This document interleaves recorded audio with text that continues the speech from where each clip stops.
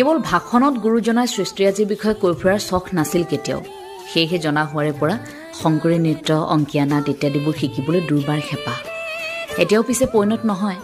খুব কম সংখ্যক ভাগ্যৱান থাকে যিসকলে নিজৰ নিচাবোৰ পেচা কৰিব পাৰে। সময়ৰ অভাৱ, কৰ্মব্যস্ততাত আমিবোৰে যেন নিজৰ ভাল লগা কামবোৰ ক'ৰবাত হেৰুৱাই পেলাইছোঁ। তাৰ মাজতো যদি সুৰুঙা পাওঁ কেনেকৈনো এৰো। আখৰা অবিহনে কিবা এটা প্ৰদৰ্শন কৰাটো আচলতে মোৰ আশা। বহুদিনৰ পাছত আকৌ এবাৰ